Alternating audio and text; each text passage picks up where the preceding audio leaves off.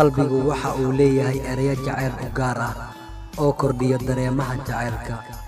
Jacaylku waa sida dagaal si fudud ku bilowdo, waxa uuna ku dhammaadaa si adag.